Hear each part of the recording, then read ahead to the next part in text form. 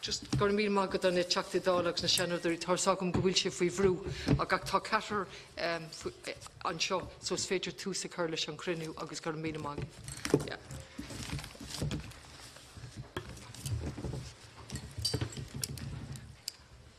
Just go leiscil an bhfuil leiscil fáilte agan óon duine? No, níl. Ok.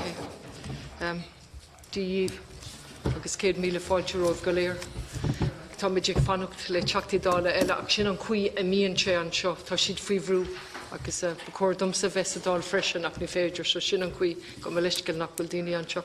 So just táid an seo chun lé dhéanamh ar an ábhar na cospóirí agus na bartainna atá choirí gríoch ag feimimeach na seirbhísí sláinte chun an Gaeilge agus seirbhísí dóithangacha a chur ar fáil do customerí ní matlam an focail sin agus beidir go méidir eis go dtí an focail customer le fiine ón aimimnach sláinte agus ba bhhatam 100 míle fáilte chu rómh go léir go háirí an túsal Paul Connors túrathór náisiúnta Commerceáide an túsal Stephen Machrá Banistóir Generalta na túsal Magra an túsal Cuimín MacÉhhuí ceannistí seirbhís na Gaeilge an túsal Mícheál Ó Cuileán Efficach Ferber na Gaeilge an túsal Barbara E. Hainan Efficach Ferber na Gaeilge an túsal Carmel MacDonald Efficach Ferber na Gaeilge agus an túsal Bríd Smith Efficach Ferber na Gaeilge. Ní acha mé a méid sin Efficach Ferber na Gaeilge sa seomra seo riamh so tá 100 míle fáilte rómh so tá rud beag le déanamh agam maidir leis an 8 clúmhile so just le mé sin má tá sé beag an on amscaí ach le mé maithe. So ba bhhatlam a chuir bhar náid go bhfuil de bhua alt 17 míle dó den nachtum clúmhile gábhíle sa ní fine faoi cosint ag lán frivléid maidir leis an Bhíne sé a thugann siad an costa seo. Má ordaíonn an costa díobh ábh Aindrias fine sé a thabhairt I let ní áirithe agus má leanann si bh tabhairt níl si bhí deideal dá é sin ach privléide cáilíthe I let na fine sé agat.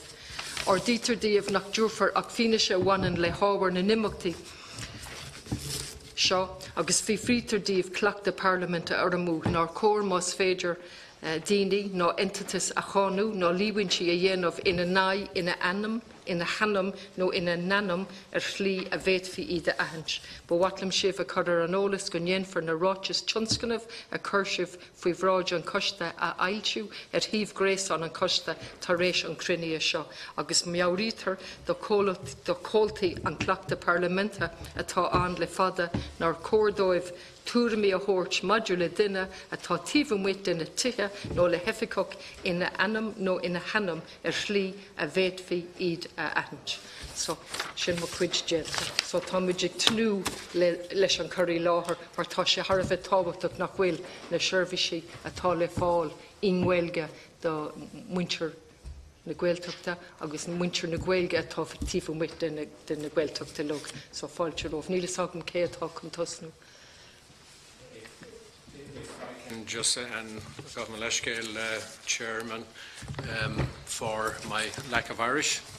I will blame my mother for that. I'll take that back home to her. Tá ráiteas an teach Paul agat in Gaeilge. Correct. Correct. And I'm going to ask, if it's okay with the Chairman, I'm going to ask my colleague Cuimín to deliver it as Gaeilge. Íntacht, gur míle mágad. Tá tusa sásta lei sin. Sure. Okay. Yeah. Buin fuilte chuir an de seo sibh chuir an ólas hí na barta a déanta goin agus tá go martú ag féimiid na seirbhísí sláinte ó hena seirbhísí Bríd Gaeilge agus seirbhísí dhéthangacha a chur fuil do bhsúd a bhaine núsáid as ar seirbhísí. Tá muid mar chuitin ran á Commerceáide mar nach ró struchtúréigeannacha ag na hofigaí Gaeilge go dtí seo. De dhéimhlíon an nuas hí medíri ar rastruchtúrú umlan ar herbhís na Gaeilge ó chuir túsas na heagrachtí cuairmsláide pobl agus na grúpaí ospidéal.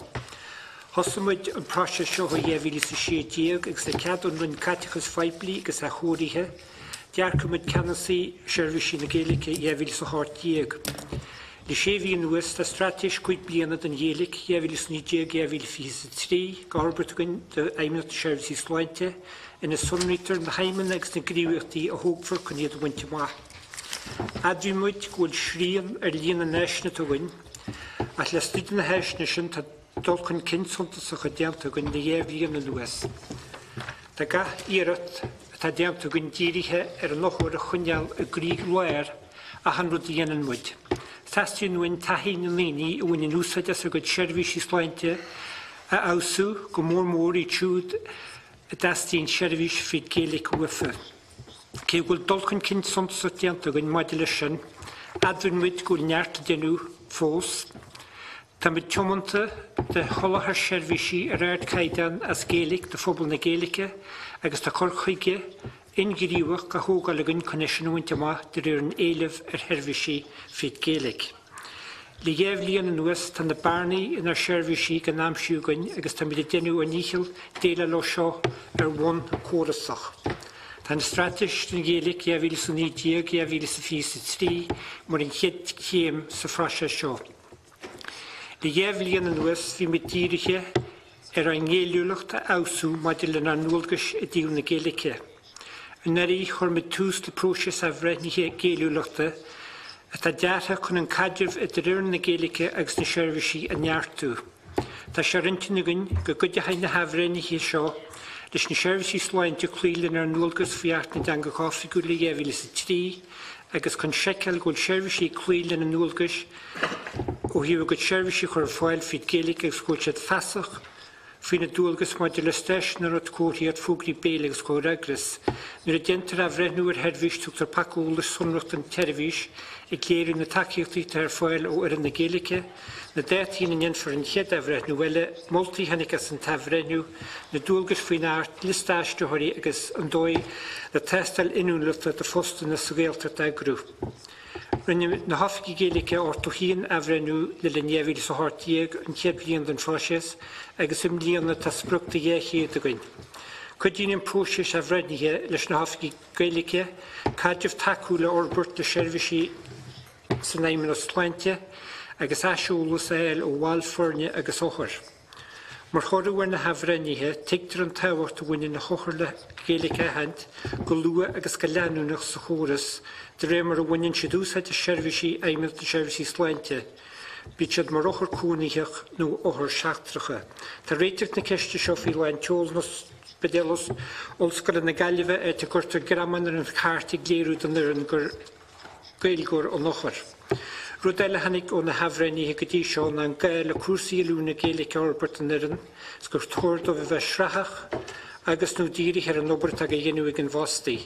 Tá sé rintin gin cuasaí uasalúna chur fáil sna shervishi pobl an gailh agus muo an tomol agus sa chean cehrú na ranna go cumarsaide I mala clia. Aithní na naim not gur sanriachnas tanga ag pobl na Gaeltachta agus tá ahanírat go dhéanú gon lastríd na heisne tágain chun chintiú go gurtar shervishi ar fáil trí Gaelic sa Gaeltacht. Chun trórail dorbert ar strateis, commissioning shervish na Gaelic a survey riachtas shervishi Slantje as Gaelics na cantar Gaeltachta. Ag tógal ar heidir rinniu rive seo, íri taidi evilis a hochtiag ar fictú rahachar ar fáil fi néilú ar hervishi as Gaelic o phobal na Gaelice, ag díru go sunrach ar an lín shervishi Slantje tahar ag fáil as Gaelic, an cinál shervish Slantje tahar ag an táhat a winnin na shervish Slantje ver fáil as Gaelic agus na sean shervishi Slantje mian lo eil as Gaelic. Írín taide a réigun Gaeltacht a ngalh idir chumel agus I géri. Agus bíad na píomhrodí hanig go maithas an taide na go shervishi doctorí tailí cym na píomh shervishi smó eileh sa Gaeltacht, cé gúil eileh suntasach ar na shervishi seo leanas ultrasante poibli, cuaramór balle shervishi scoil agus nínan altanas pobl agus rile. Taileh suntasach an de hervishi fid Gaelic I measc much na Gaeltachta. Tugan na torhiltiscin gúil eileh an ar chumarsaid electrónach as Gaelic nach chul go heasú ní hail ólas ar nidilín, taigwald frid shervishi fascnis FSS Bionú FSS HSE Live, tíag hachtrachtaí agus riomhthurst. De mó shervishi as Gaelic ar chóchéimle shervishi trí verle, má de le caidan agus level, Ránóg hartfa searta cuig fan gédol siúdolach puert survey shervish as Gaelic.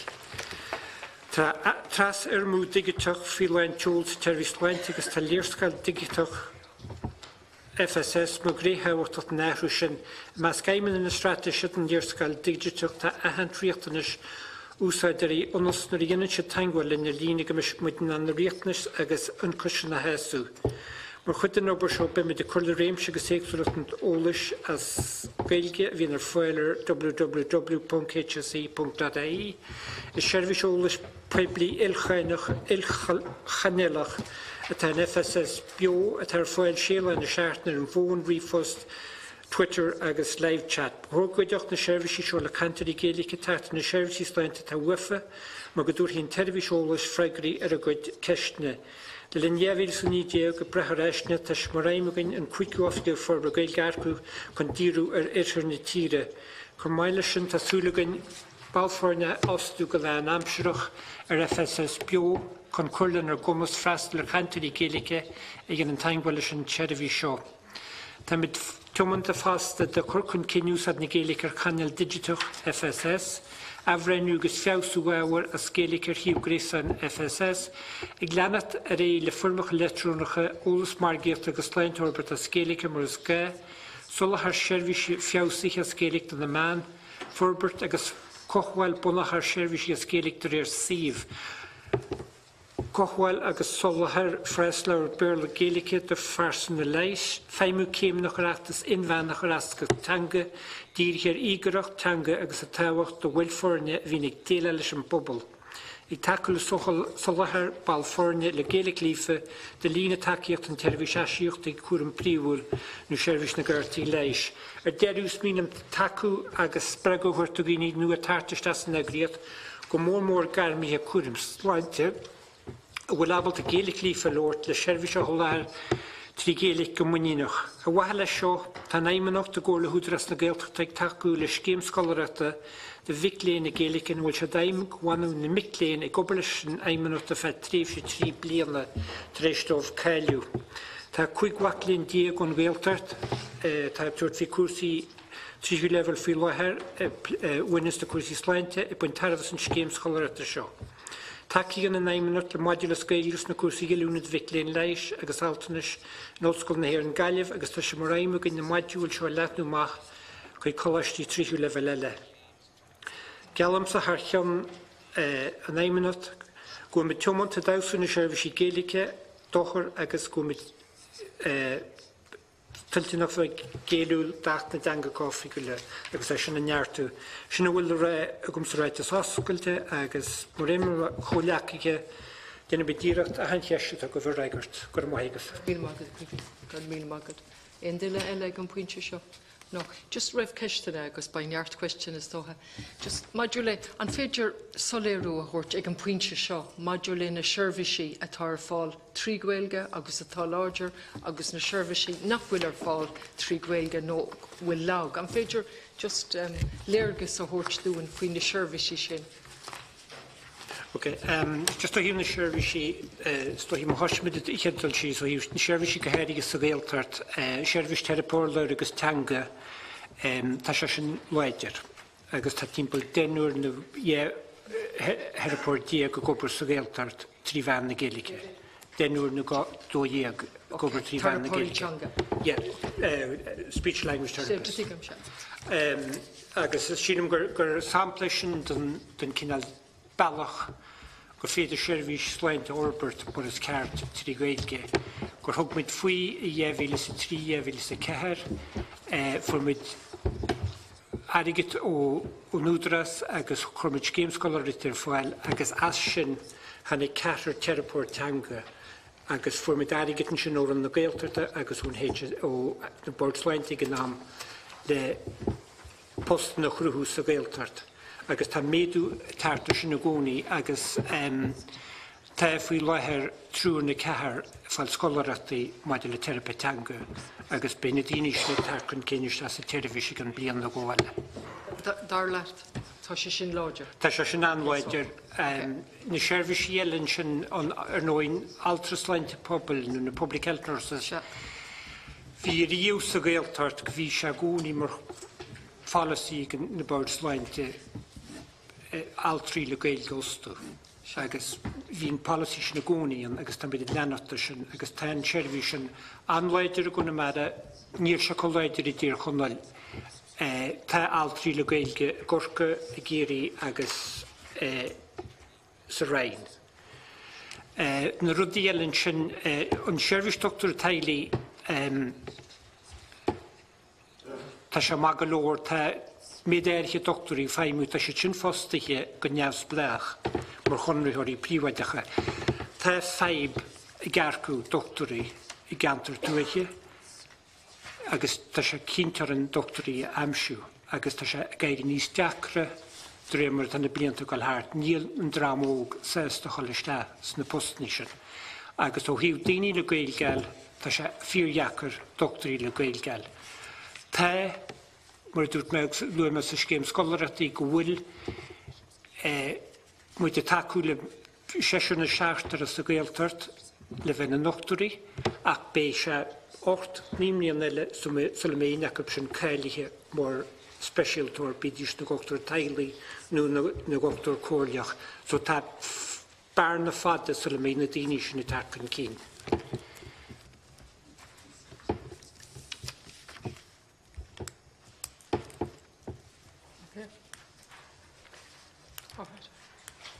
Heachtar nó tú ige teachtar seach go meisce.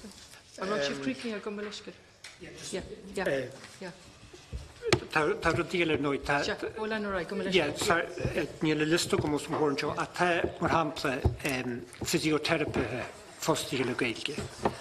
Tá ibriche sóisiúirta fóstaí le gailge. Tá terapeuí teanga ní bhain sa phobal ach na hospital a gobar mar tá sé fíorthahairteach deirmid ochar an strók go bhfuití sin seirbhís trí gailge. So tá sé sin ar fáil an gáileh tá sé fáil nóharlan le ticanan.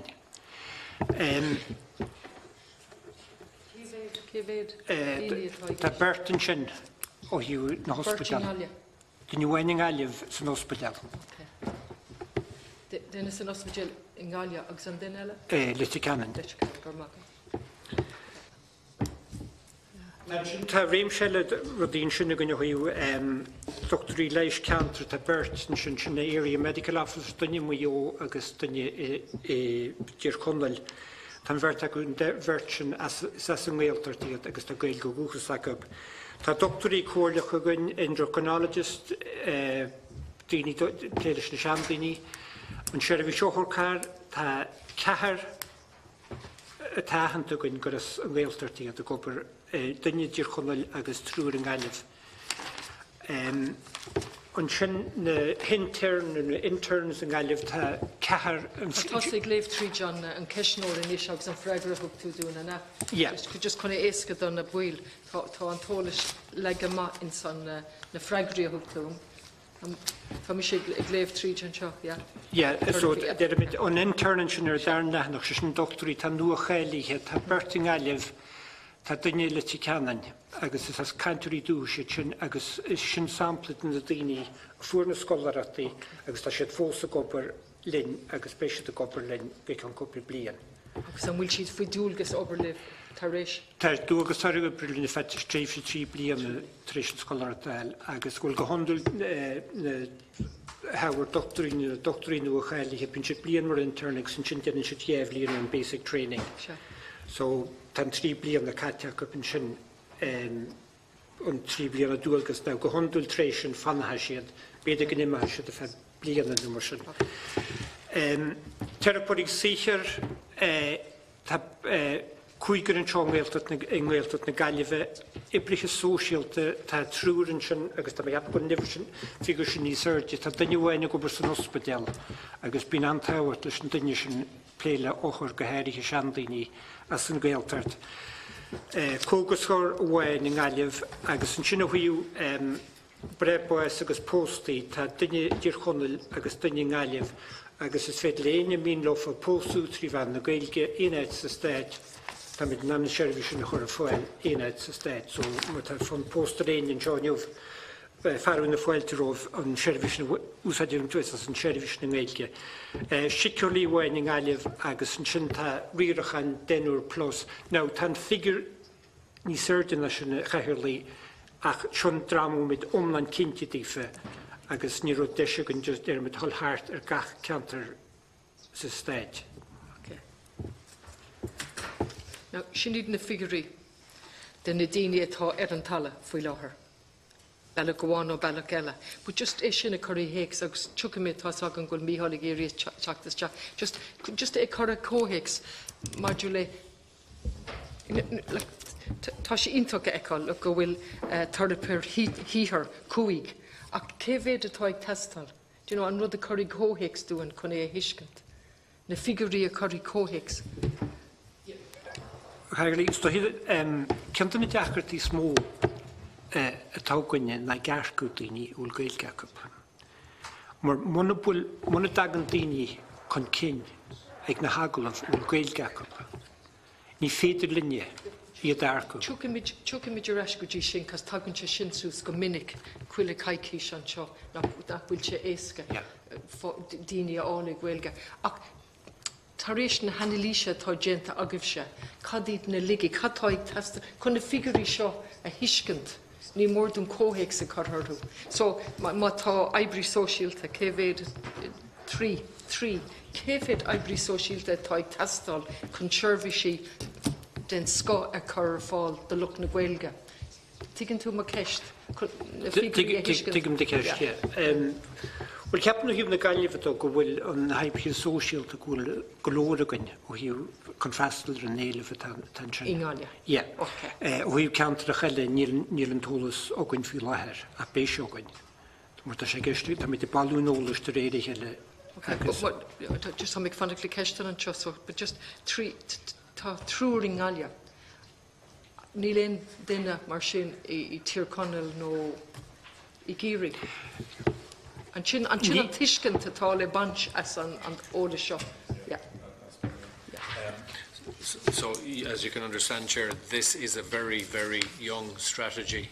It's literally just completed. You probably have the strategy document. Oh, tá sé léit agam, so that's literally gone through our leadership team only in the past week, and with some caveats, it will be approved. So that's a body of work, and it's a very good question, but it's a body of work that we're going to have to conduct. So I think what Cuimín is referring to is the fact that we have a difficulty. He spoke about GPs. We're finding it difficult to get GPs in lots of these areas who can work through English. It's a gap. It's a gap that we're going to have to analyse, I think, over the next period, in terms of what are the real demands for particular specialities, and the question you asked is very valid. Social workers in those areas, how many do we need? But it's not just Galway, because Cuimín focused there. Micheál might be able to provide more context for Munster. But that's a piece of work that we're going to have to do through the strategy, and to do more work on that. So we don't have those figures, that analysis done right now. Okay. Micheál, bhí tú Soléire ar féidir mar áfa seo mar tleisin daoine go leor figúrí agus tá sé dachtar an céile a bhaint asúirnta. Tá mé géirí céile a bhaint agus tá mé géirí takeíle do chuid cabhrach. Agus tucha sé. Dhéan mé héon cuairt ar na fórne pobl a chlúdaíonn Gaeltacht Corcaigh, Gaeltacht Corcaigh agus ceantar chéile nach iad. Agus bhí leabhar mé leis na disciplíní difriúla i gCorcaigh agus i Géirí go háirithe na Gaeltachtaí. Mar raibh go Gaeilge. Mar raibh go Gaeilge ag fiosrú dá an level cumis a bhí ar a bhirden. Ná sa daingean i chúis bhí mé sásta go maith go raibh réim sé leathan scillanní ar a bhirden chun freastal ar bobbal áitiúil. Agus na disciplíní is mó a bheith ag sú leis in gná an het cuarum pobl bhí si dain. Bhí duine in ann na seirbhísí sin chur ar fáil. Tá tú caintear nós alternistánta per bliain, tá tú caintear nós tarpatangan mar leir cumín fé, meabharthlainte rud bhí an tácht a go Corcaigh tá takeíocht an sin. An sin tá il an cléir agan ó chósta Corcaigh, agus a rís tá altra ag clúdach an Ileán sin le Gaeilge. Agus chéan a lándas na daoine ar Ileán sin, na sean daoine ar Ileán a gur cuaram chéintear go scibarín, agus tá cuaram tásar mar ágal cuaram fáil tú Gaeilín dí fiisiú de scibarín agus leabhar mé leofa agus bhí siad anna hásta leis an gcuaram ar fáilecha trí Gaeilín.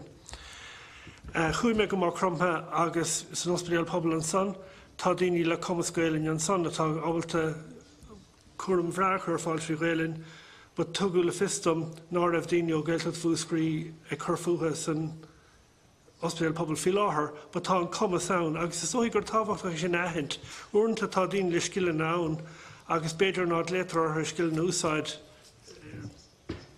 Dorán go léile bhain uairháin uile. So ar an umláin tá mar rá cinnte tá bearnaí ann churgás bhúscarí tá Aindrias Moynihan peblí beidir trí Gaelin an sin, but it's a discipline eile cinnte tá dacreachtaí go leor daoine le Gaelin a bheit ann. Agus mar dúirt me, like, an rud dairí linne daoine a ostú nóir bhí airgid sraithe amháin an Ghaeilge.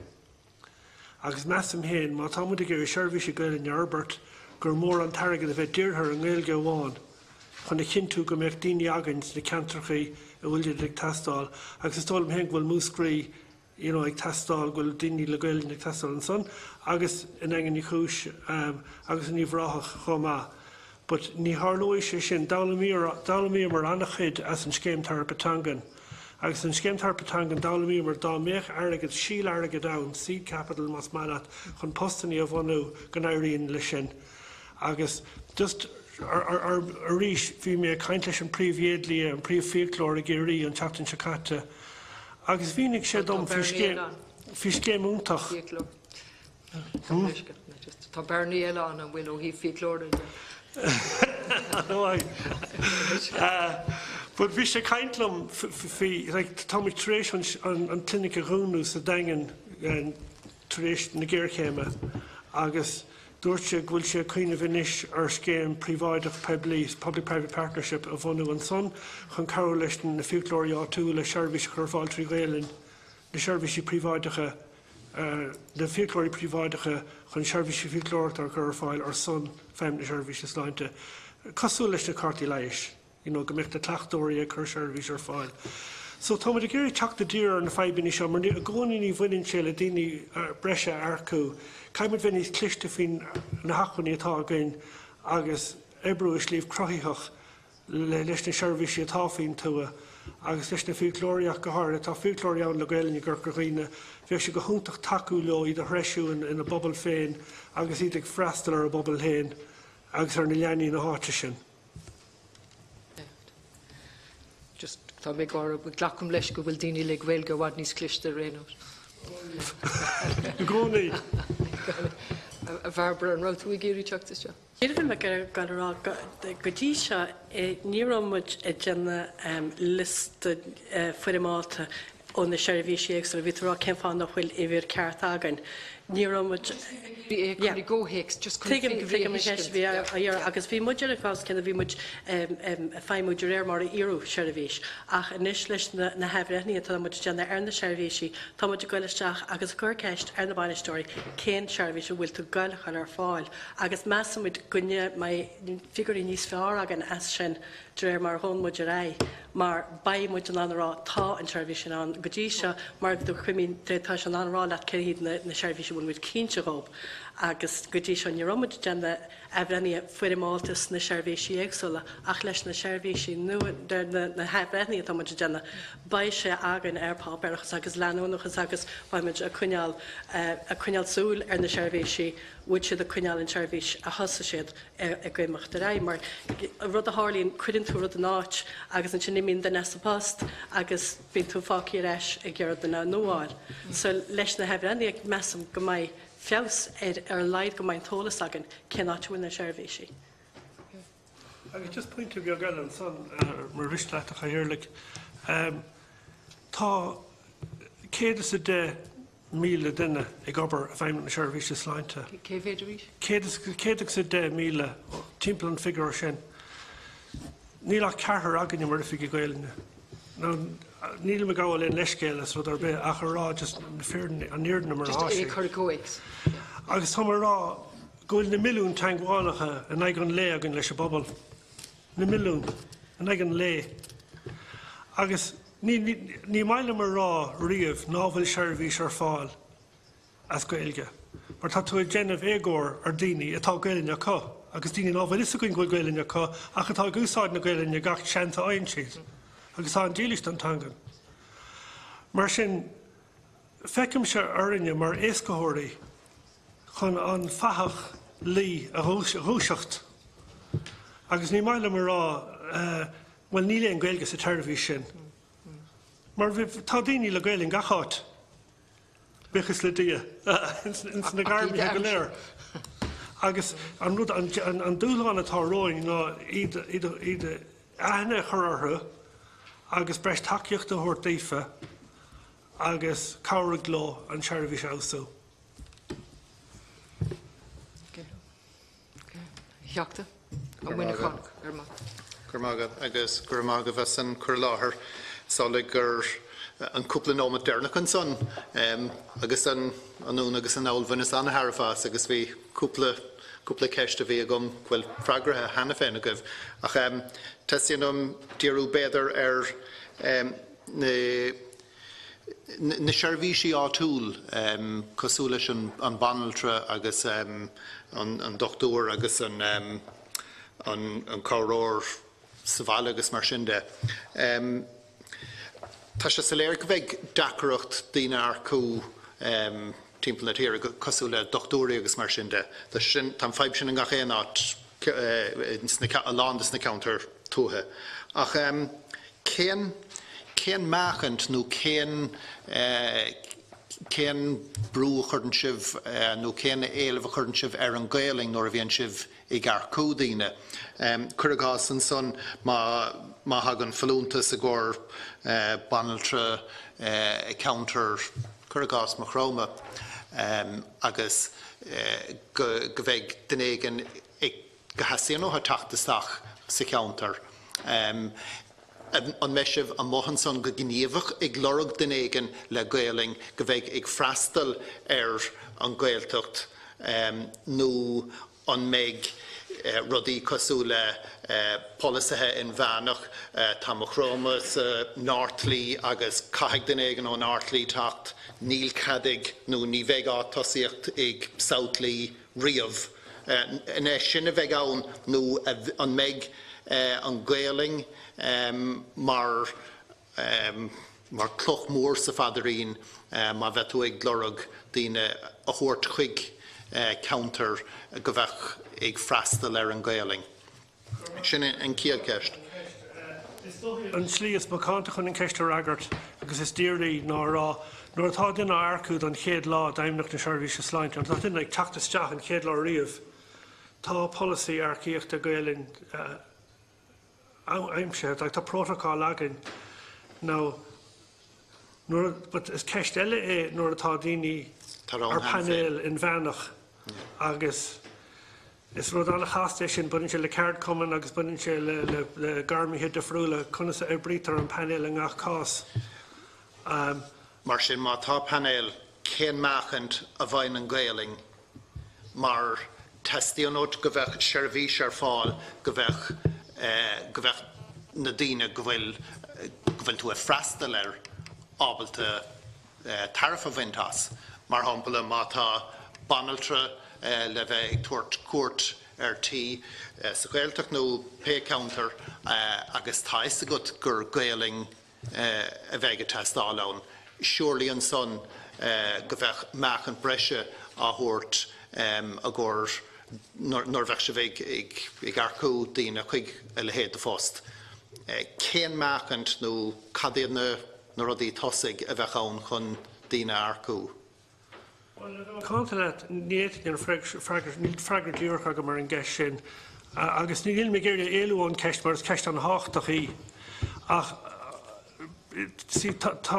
tá choras panel difriúil ann a gur gach garm difriúil níl protocol cumánta go bhistom atara agus is ceist bhuireáin mar a hiictar domsa agus ní mór leathnú bheith ann ar an protocol don Gaeling atá a capadín an céad lá is sin a leathnú chuig na panel freisin. Sin le rá go bhain an choras á tosaigh ar an Gaeling. Sin an rud is tábhachtaí bechóir go mbeadh túsáilte tuchad an Gaeling i ngach réimse arcíochta. Ach an bhfuil tú rá gur go bhain an chorus agus an panel agus mar sin de go bhain se sin á tosaíocht rudí cosú leis an Gaeling cé gur sin an rud is táchtaí, well, rud anthachtacha go gur muintir na Gaelinge. Bhfuil is go cathar agam? An chorus, an system a bhain an tosaíocht nó an Gaeling agus an costuméir nó an muintir an pobl go bheitcha éileh nóir bheitú ag déanamh arcú nó ag aistriú dína mór impel. An rud a tugann bhaid learcíod sa Gaeltacht na catha Gaeilge lífe bheith duine le bheith fóstaí sa Gaeltacht. Is cum cén Gaeltacht a gceist. Agus an bailach aibrín se na go gur na banistúirí éitiúla in núl den agriíocht.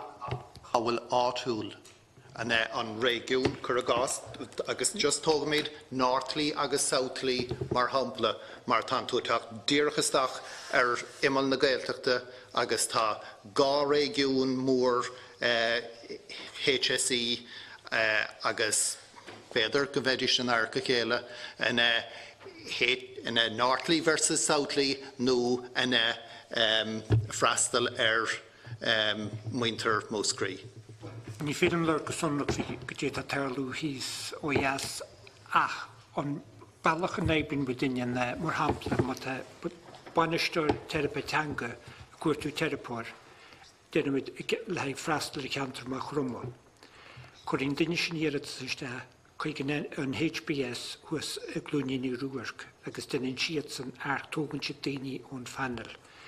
Caihín banisteoir chuir an núl go bhfuil an ceantar sin sa Gaeltacht. Agus má tá chuirhín an drama glúníní ruúarc lista anim nach ar fáil do ghaoine. Tá an chailige agus bhfuil Gaelgeachab ag go foiinte sin tá na hoficí Gaelgeiste agus churann muid na daoine sin faoi scrúdú Gaelge a bhharans tríocha nóid ar a laiad. Agus dentar an scrúdú hafata agus primid asúla caidan an aird Gaelge ó hiú duine bita go le gopaí sa Gaeltacht agus ó hiú gobar Gaeltacht i dhéagsúile béim a chur ar an canúnt ag an duine tá go le steasa cheantar éirí sin. An panel sin, an mech na daoine ar an panel sin a thugadís ón counter HSE faoi leis sin nó a bhíad faoi daoine aistriúisteach ó countercha eile timpeall na tíre. Má tógtar an daoine ar an lista an éit bhfuil si ar a banel fa má tú trí cethar cuaig. Is go má cinnéid sa tíre bestú cuirtar na daoine sin faoi agalah má tá simachab sa fóst.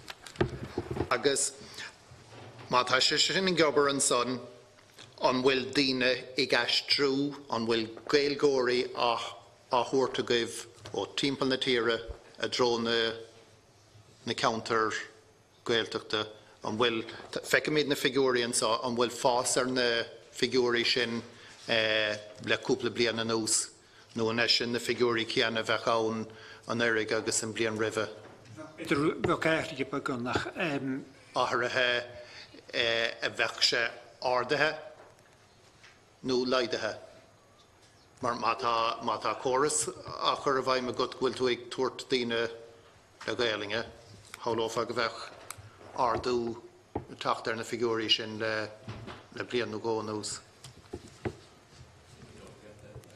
That the figures through the recession have dropped and are coming back up again, so it may not be representative to see the figures in 2007 or 8 where we had a very, very high number in the HSE versus Curragás figúirí ó an éirigh nó an blian ribhe sin. Hálóing má tá chóras mar hálóta go a chur a bhaim go bheith ardú beag céim ar céim gach blian ar éon péastrú bheith ar siúil go bheith gaelgóirí a haringte a dro na seirbhísí sin a goibh agus go bheith na figúirí an son beidir duine nó bert níos mó ná mar bhí ann an blian ribhe agus an blian ribhe sin. sé sin rá a gaithí míú seasta díirithe ar an Gaeltacht. A bheith mar caiimid lecha leis Sin rá níléon ardú na figúrí sin an. Well, níl marrá sin nach an urid. Marrá gur seochan céadúr in áíire ar denú meastachán omláin mar dhéanamar le séhíonús, le bliananús. Chún mar timppel na ládán go léir choiríomar na daoine agus leiríomar leis na banistóirí. Níor hála sé sin go dtí gur tháinig mih sí scá cumarsáide bhí mar ag feimú go héanaachs na régiún go dtí an puinte sin. So ar bhealach tá méid lerg maithúnas go puinte bhfuil muid ag teacht ar an rud sin mar chuid an struchtúrú nua mar faoi cheannas ran ó cumarsáide. But an rud a eicim sé héin, na rudí atá ag éirí leotha agus sin an teachtar a stoil mas tábhachtaí. Dearna go seoiglinn le tarpóirí tangan agus céim tarpatanga Albert sa Gaeltacht. Agus ní bhhaile me chur a thuúil an chuiste cé chu tábhatas atá sé. Mar nuair bhí seirbhís béarla tarpatangan ar siúil. Agus dhéanamh mar é sin as ar stúm héin mar ifig éonaracha thuúmar chuig údarrás agus fuair takeíocht. Agus bhí mar ag obair ag trá an ghart go chuignach ar na mblianta ag ginmh éachtain í beagar an talamh. Agus an rud atá gceiste go miniis, má hámuid a géirí dul go dtí an céad céim eile agus bar fiabhas se bhaint amach a seirbhísí Gaeilge. Rud atá weimseags tá uainn go léir. Caig a míú a bheith díirithe go sainiúil ar seirbhísí Gaeltachta. Agus tásúm go méid ábalta na bearnaí a omláin a aimsiú, go méid ábalta ólas chur fáil den chuiste, agus íirtas dhéanamh chun breis muoinethe lereg a bheith díirithe ar an Gaeilge, agus a chinú go méid na seirbhísí aimsethe chur ar fáil. Agus is mar dúirt mé tá slíon na cruthaíoch chun sin dhéanamh, chair go údarrás do Gaeltacht linn tarpatanga bhanú. Tá slite cruthaíocha chun seo dhéanamh. Tá slé cruthaíocha Tá slé cruthaíocha chun seo dhéanamh mar dúirt mé míú sainiúla chur fáil an Gaeilge, partnéireacht príváideach peblií an tarna ceann, agus le míú ó údarrás a Gaeltachta. Sin na trí rudaí ar ó leo.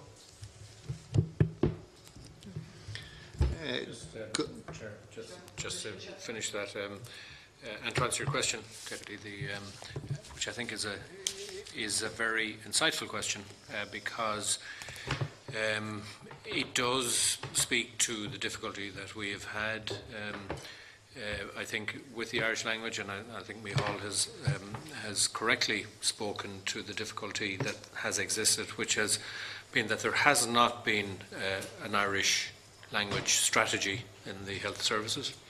This is the first proper Irish language strategy for the health services, and it has to take in all of these particular concerns. It has to join up different parts, including HBS, and that's basically the body that looks after recruitment currently in the HSE.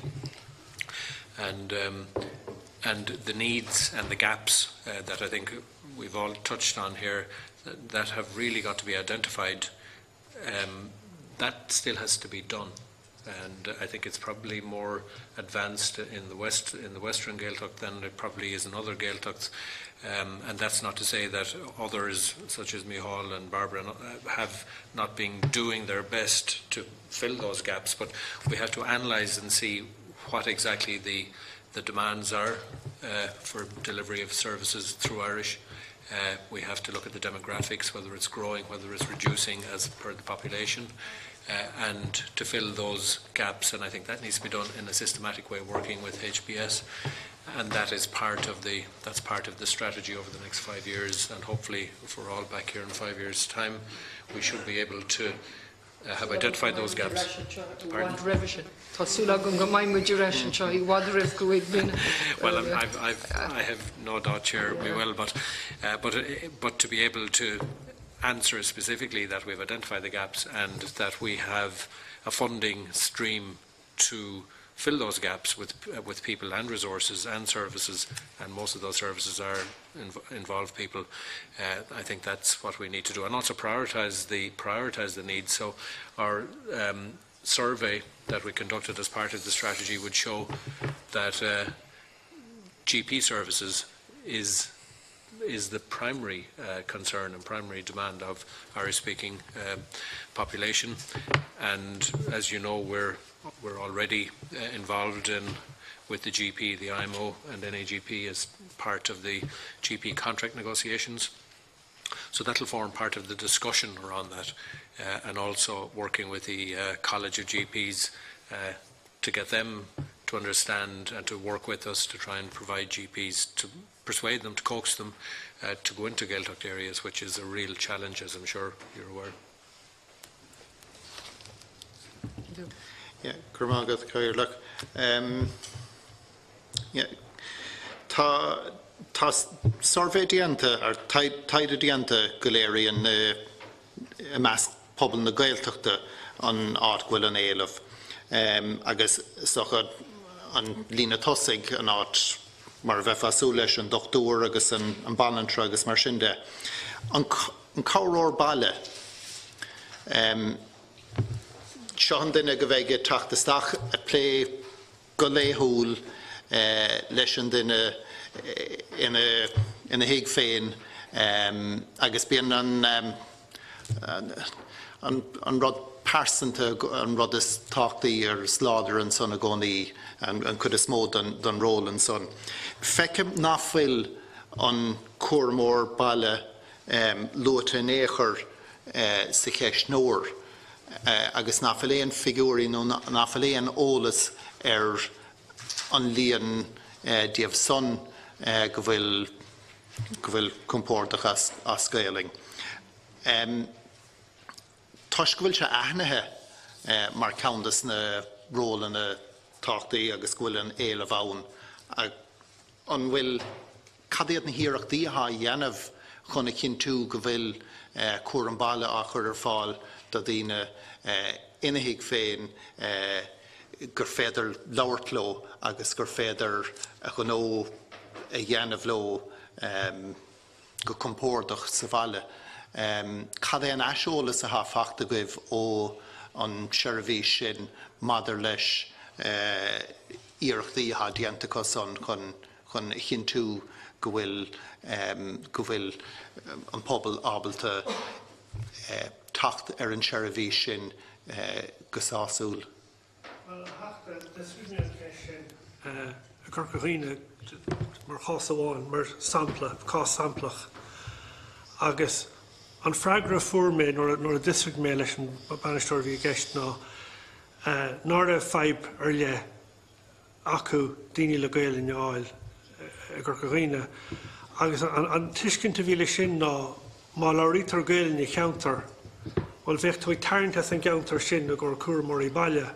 So bheith Gael in sa cheantar go higann tú mé. Yeah, ach nílad lútans na figúrí an san éair ghuiil éing ann agus conas sin agus a núsar sin chomá chun é hógann tar raig céim breise chomá de bheithásúil go bheith na daoine sin a tachtón an dúthaigh. Ach nílad is álaigh bhfuil sé dachar tachtar daoine agus táideag taistil níos si agus níos si agus gur gach seans nach duine róáitiúil a bheith go gut an éair go minic. Agus lecha mar borda sé sin ar go gahamid níos mó ar a thuirt den cheist sin. Ceann na dacreachtaí is dóthaí atá buint le seo ná gur go minic ar daoine gur ar fó conra le feimime na seirbhís sláinte uaireanta eagraíochtaí príváideacha atá gceist, so níl smacht domláin agin ar an inchar nó na figúrí atá tacht ó na seirbhísí sin. But cinnte gúil sé fíorthachtach is seo isrú mar churmar bé mar lethar an hospidéal pobl mar féicimid ar sna háitina ina chaitheann daoine chud am ar fad thu mar túsáide den na háitina sin mar chaitheann go leor sean daoine chud am ar fad an hospidéal pobl agus cinnte chur mar túsáide dómh siúd. But éon tíim leat gur fiú go mór bé a chur ar cúntóirí baile agus an teirbhís sin agus Breis Soléireacht áilt faoin na móna freastal atá ag an tuirbhís sin, mar tá solúpacht an son ó hebh Conrathireacht maidir leis a gceist sin. So cinnte tá bar bhaile an dúine le fisrú, cad go bailach atá arsúla chur an baile. Just to clarify, Deputy, that we did ask, when we did the survey, we did ask people, what were the most important services that would be provided through Irish, and obviously GPs were the most important at 87%, but home helps were third at 35%, after public health nurses who were at 41%. So there was a recognition among the respondents to the survey, who are all Irish language speakers, that home help was a very important service to them and that they would like it to be provided through Irish. So we've taken cognizance of that. Asholas and son, Marialar Kataig Tarlunu Keko Efachtuch is a ha and Hirakti Hadienta on Malayan Rod Clush to give us the home help coordinators.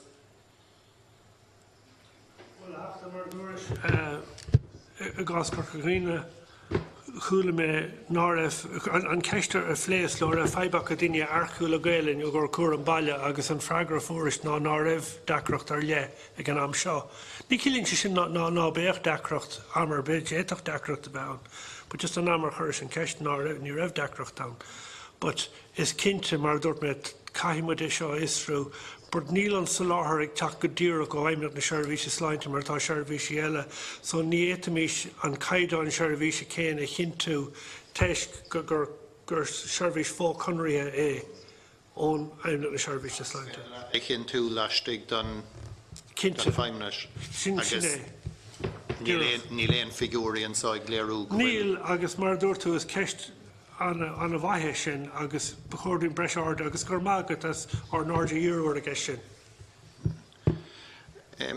Tá sinnom dul beidir troile mar stála mar go dtí seo táid a láirt faoi muintear na Gaeltachta agus tá sinnom beidir boga a dro Gaelgóirí ar fud na tíre agus de réir an túris go hagat gur dhéann sibh taide a dhéirigh ar éileamh na Gaelinge tríd na tíre.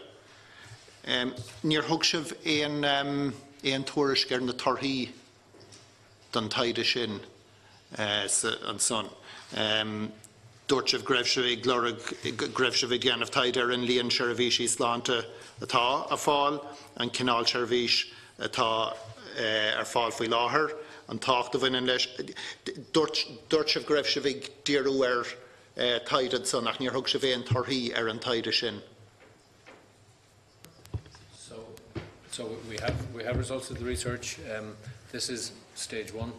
As I've explained, the strategy is pretty much just developed. What isn't done is the gap analysis piece of that, which I think is what you're pointing to, Deputy, which is to see the provision of services to fill the demand. Am I correct in?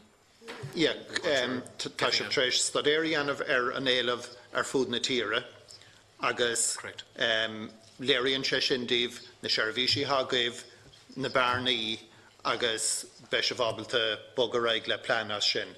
Well, cad iad na Seirbhíse agus cad iad na bearnaí agus cad éon éileamh atá feicithe gaibh ar fud na tíre, mar tá go leor Gaelgóirí síosús na tíre an ga chéanad agus gur bhaile a bheith abalta go nó dhéanamh trí Gaeilge leis an feimlas. Okay, so I think that and I'll ask my colleague Stephen now just to talk about a bit more detail about the results of the survey. But I think the important piece that we keep coming back to is the gap in terms of. So we know where the demand is. We need to know the quantum of demand, or we need to know the gap in terms of filling the service requirements. So in other words, how many nurses we need, how many nurses we have, and how many we need to secure over the next number of years. That piece of work has got to be done over the next number of years. Not going to be simple to. Again, couple of blin. No, it's going to take not to get the detail, but to fill fill the yes. In other words, to focus on how we can actually, to the deputy's point, how we can switch from where Gaeilge is seen as a high ranked priority in terms of people who go forward for interview. So in other words, that Gaeilge is an important consideration when a decision is being made. So that piece of work has got to be done, and we have got to engage with HBS. There's quite a bit of work to be done there, but also to work with. Na Barney an bhfuil sibh tréis na Barney a ahant an féidir leh cúpla sampla huirtuing mar is féidir lum smaoine bhar cúpla ceann féin hena féin ach ní léon ólas an summer cadiad na Barney bhfuil sibh ag tuairt faoi a meas pobl na Gaeilge ar fud na tíre. The research that was conducted with Irish language speakers in Donegal, Galway and Kerry. We did some research back in 2007, and last year we updated that to see was there any difference in demand that we found in 2007 with 2018. We found that of those people that we interviewed, it was done by Ipsos MRBI, the survey. About 3/4 had used a health service in Irish, and about 73% said that their preference would be to have a service through Irish. So we got some good information about what people wanted in these areas and the kind of experience they were getting. But we will enhance that, where our digital office is doing a digital survey of all services in the HSE, which is to start this year, and we'll be putting a couple of questions into that. You know, what staff have you got who are fluent in Irish? What staff can deliver a service through Irish? So when we get the results of that survey, we'll have a better picture of where the services are being delivered around the country in Irish and where the gaps are. Yes, just ní chearmid éon survey le smut an Gaeltacht. Ach, ní chearmid éon survey le smut an Gaeltacht. Le smut an Gaeltacht. Ach, teisugin ón méid fisri chearmid. Ó hí mar hampla terpa teanga dó, gur beirt as cantar wala clia, a dír service terpa teanga trí Gaeilge le demlíon an was. Gur sinna gomprad le breis agus céad fiche céad tríocha gach blian sa Gaeltacht. So dírín se sin gur sa Gaeltacht tan téadamh agus gur sa Gaeltacht tan riachtanas agus níanam sé leiscéal mar agus cuid mo chóil leacaige a chur an bhéim ar na seirbhísí den náitú na Gaeilge go labhairt go néidere ag pobl agus ag cláma agus sínam go sinna náite cheartún tosú agus sinna fáil go an bhéim chur a gin ar an Gaeltacht ó hiú arceachta ó hiú na scolarachtaída agus ó hiú forbert seirbhísída. An Gaeltacht dan Peadar. Ja, túsáideach na Gaeltacht, agus sin mar a buchúirta bheith. Okay, ja, mar tá glór Gaelgóireán ach tá daoine well tá an muintear na Gaeltachta go blacklí a chuna éilimh ar seirbhísí ospidéal faoi le. Bíonn Gaelgóirí ar ford na tíre a bheith ag dul godaí ospidéal nó ag éilimh ar seirbhísí Bortlarga nó Peadar lasmod an Gaeltacht. Beisiad sin ag glórag siúrlaí go bheith fábalta freastal ar a chumá. Stoithe an rud na Camid tosú san néid bhfuil sí leidir agus freastal ar an fphobal sin ar tús. Agus má saolaí go féidirlinn seirbhísí chur a fáil le smút an Gaeltacht dhéanamid sin. Ach tan téadamh le smút an Gaeltacht an íseal. Tá condathe néirin na dagan fisrú bhainiste maidid le seirbhísí an Gaeilge. So camid bheith réaldaíoch fin pictur fi go dúnas tar ó díú na Gaeilge dá. Maidir le Curgas duine ón Gaeltacht go bheith ag dul go dtí an fiachal óir be siad a tach go corcaigh chuige agus be siad ag géalamh na seirvísí gorcaigh lasmod an Gaeltacht. Díreach mar an gceanna páiste go bheith tuaithe go dtí osbaréan na leanaí an sáim le clia. Beag an teilech ag géala, well, tastóigúid bheith ábalta plé leis an páiste sin go compórdach ina hanga féin. Mar sin tá níos mó éalamh ins na countracha lasmod an Gaeltacht na mar ní heagbhfuil daoine ag scríomhaisteach chuút ag glórag go nó dhéanamh leat trí Gaeling. Sáil go Gael góirí ag tachút ag buint úsádas an fiach lór nó an ospedéil máthachas nó Peadar é. Agus níidir an bhfuil an bhfuil sé sin a chur san árbh go bhnéachar. Tá sé chur san éirú goneach tá ar a tseirbhísí geislis go gahamid tosú mar dút me sa seirbhísí sa Gaeltacht agus an sin sna hospedéil gardan do cantar a Gaeltacht agus an sin is féidir ciile forbraíon na cantar eile a réir. Okay. Níl cácha sfach go mar sin. Tui géirí teachta seo. Point Quimmin has made is the point I was just going to make. We need to get the Gaeltacht areas where the population, the bigger populations are, we've got to get those correct in the first instance. When we sat down with this strategy 2 years ago, it's one of the points that we made, which is that there are other smaller pockets, particularly with Gaelscoilne. There is a population that is increasing. Close to where I live in Dublin, there are pockets of Irish speakers around there, but in the first instance, with the resources that we have, and we've got to be very conscious of the resources, and we said in our opening statement that we acknowledge that our resources are finite or limited, and what we're trying to do is we're trying to develop where those bigger populations are, get that right, and that's what this strategy is designed to do, to deal with the Gaeltacht areas, and then when we have that dealt with, then we start to look at those other areas where the smaller numbers are.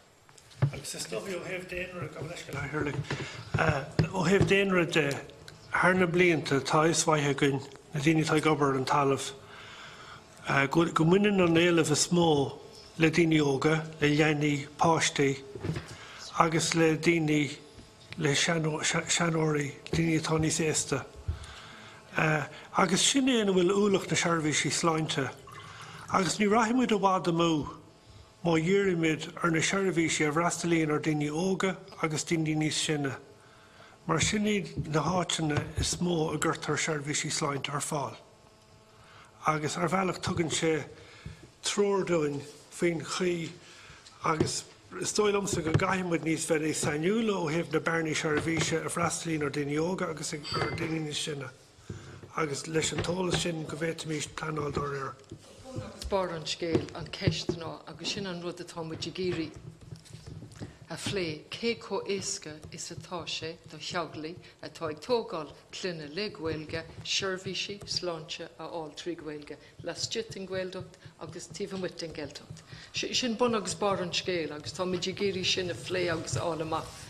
So, sin cuináil go meisciil an tuairmid an tá tú géirí am bhfuil tú críicnaí ag an puide?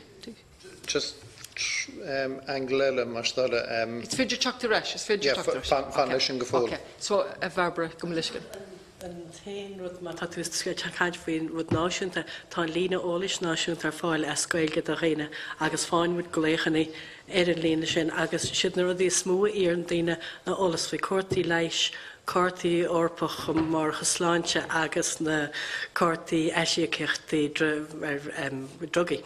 Agus sin an rud céanna hálín ar lína as béirle agus sin rud céanna hála leis na Gaelgóidí agus tágann siad a chuiligheart gon tír agus tá siad i leannacht rá i dtena iartas ar na seirbhísí sin was rud áil cártaí leis agus lehéad áil ach níl éon iartas takeíisteach Sherivish Shachas and Coram na Féine and Wilson and Sherivish Fair Deal for much couple of years some Lena Fushin Akujisha is in the Tiki and Ella the Privro the Erin Dina one Nashunta. Rish agus tá seirbhís telephone a Bartlarga a phléin leis le cártaí sin so tá seirbhí seo bhéal ar an bháin agus tá sé sin molta go hard ag úsáidirí na seirbhíse mar tá eis cothú fáinte go téir barbar fi sin. Just ag an beidir agus ligí méid an teachta teachta eis, just cúpla ceist weimse, just chun an rud a choirí cóics, fáilteam raibh an stráteis.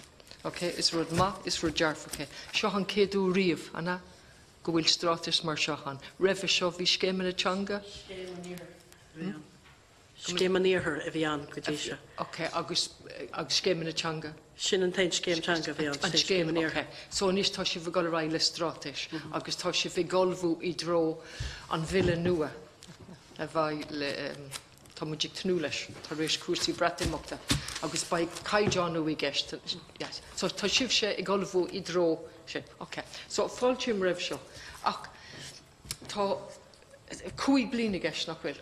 An bhfuil sé rinsin a gibh plean gníomhaíochta, because tá aspa sprocáta I gceist. Tá rud thar a bheith generalta. Ba watla a bheith dearfach. Is rud maithe ach tá aspa sprocáta agus I bhuineise na géircéime atá an. So sin ihre a héan an maid plean gníomhaíochta. Tá sagan stráteis 20 bliain don Gaeilge, agus I áíire tá 20 leanach gafa leis an stráteis 20 bliana, an plean gníomhaíochta, an nachtanga, agus an gceist an tachtanga, agus a sin. So é sin a chuir góigs module plean gníomhaíochta, sin chuir mé cúpla ceist. Sin ihre a héan. Ihre a dó rinne sibh taide.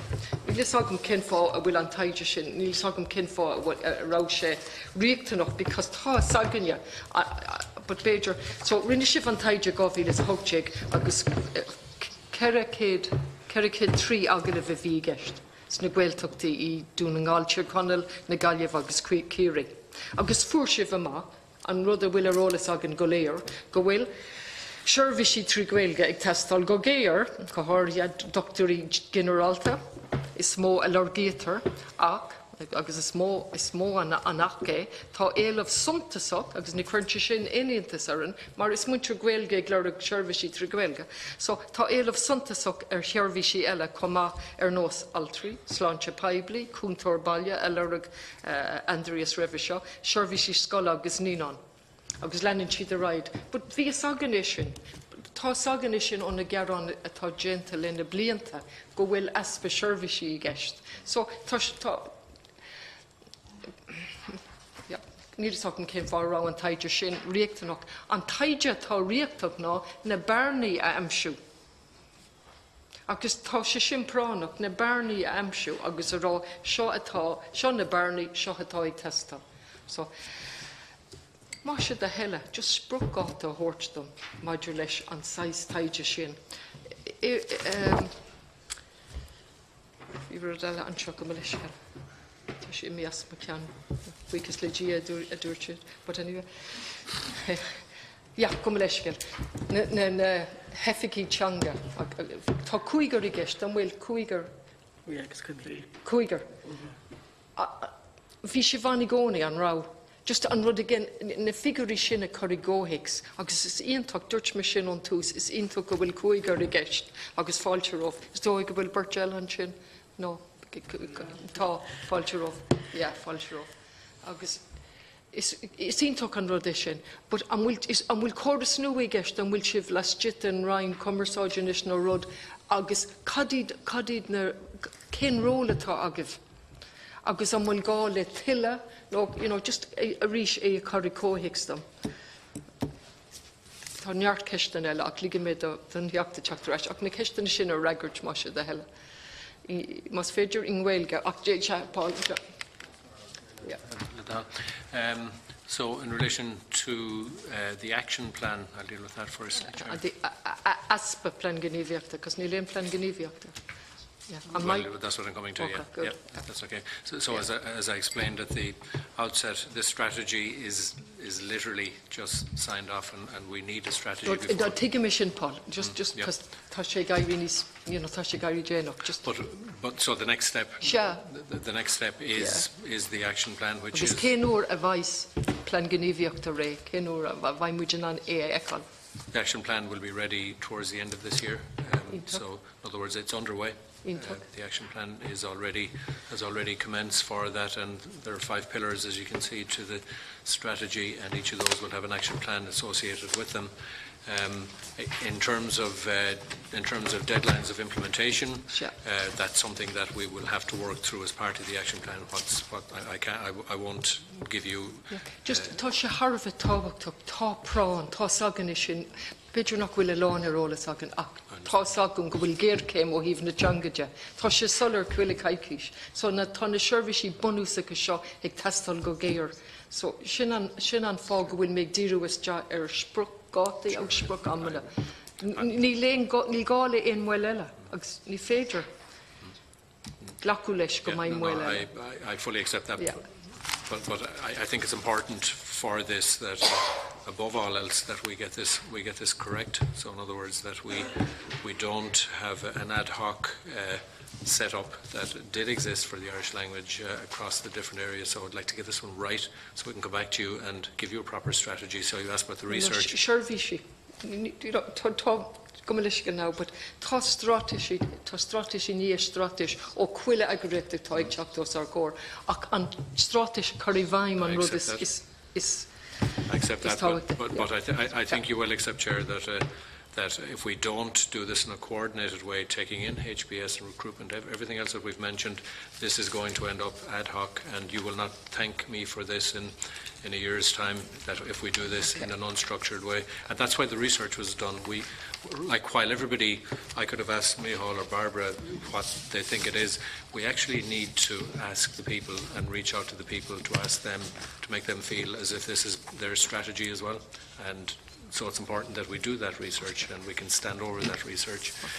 In terms of the next part of the research, in terms of deadline, there probably is, as part of the, and I won't give you a deadline even though you've asked for one, if you will excuse me, because we need to consider that as part of this implementation plan, but certainly the gap, and I keep raising this, the gap is a very important part of this, something we'd like to see towards the year's end. The new system for the Irish language officers, certainly the roles have certainly changed, and we have job descriptions for each of the Irish language officers that probably didn't exist, if I'm correct. If should to the windshield leis na board sláinte das nach bara agus then curú dar leis na board sláinte agus hánig feimna seirbhís sláinte ar an saoil. So near ahriú an míú pushed le feimna seirbhís sláinte leis na struchtúr nua. So another hála le blian nuas hánig gachrad suas an dáta. Agus cábhfuil si bhluní. Well, tá mis gurcaig, tá Barbara. Lártíre. Lártíre. Agus tá Carmen Limnach. Mianlach. Tá Bríd an Gaillimh, agus tá Camín an Gaillimh. Sa Bríd nua. Okay. Tá Bríd nua. And maybe if we could ask Queenie, maybe just to speak to the types of roles and the change, and particularly probably his role in this might be helpful for you, Chair. Cormac.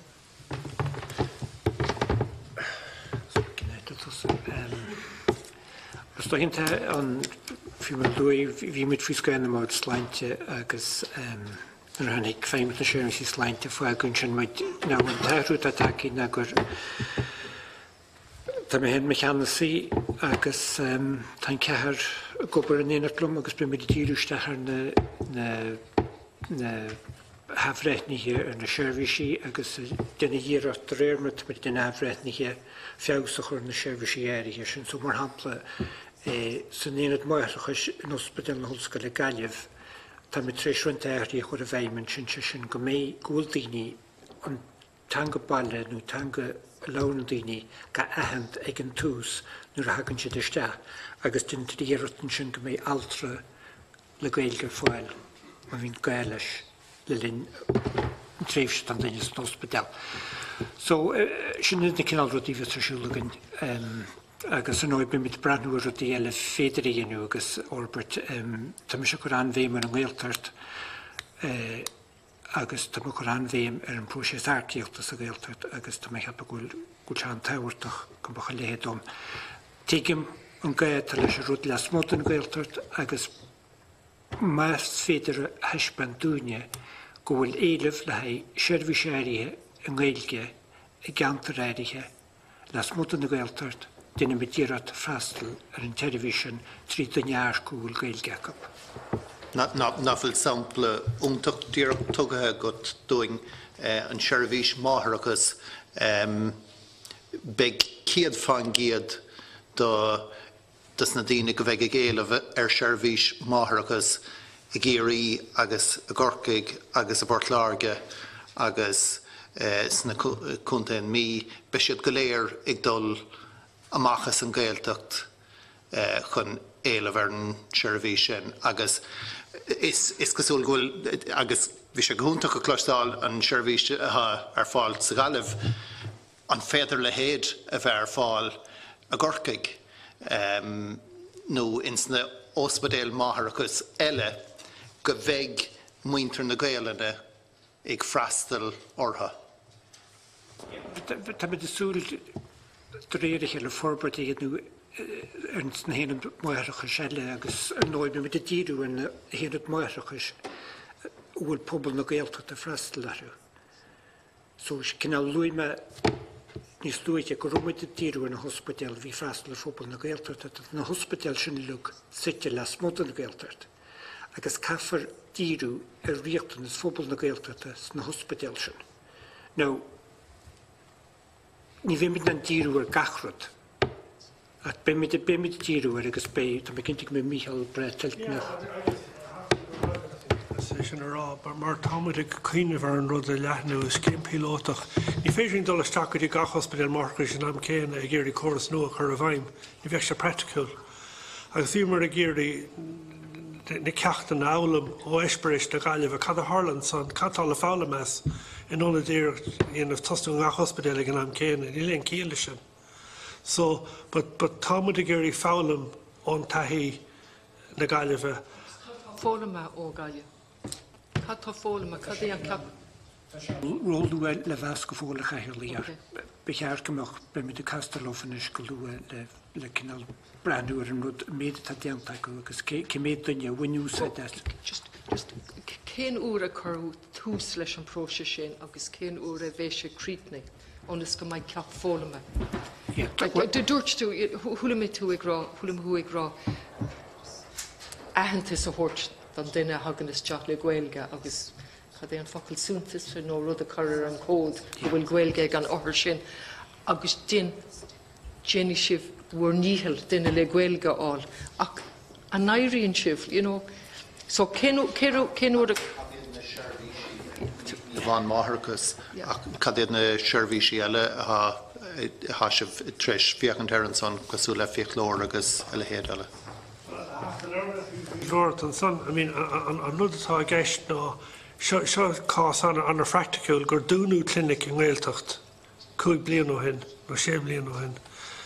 Agus mar thuir sin táid a géirí cuioineh ar inslí is fear freastal an Gaeltacht, mar tána daoine fós a Gaeltacht tá seirbhís sé tastal uthe agus an curchaige atá á bhartú nó córdú pebli privádach sé sin partnéireacht pebli privádach chun dul a gcóirle le salárthirí le fiachlóirí áitiúlach an seirbhís chur fáil ar sanfeim na seirbhís sláinte mar dlacamid leis ná bhéta mís fear a talamh in gach Gaeltacht i chur gach seirbhís ar fáil.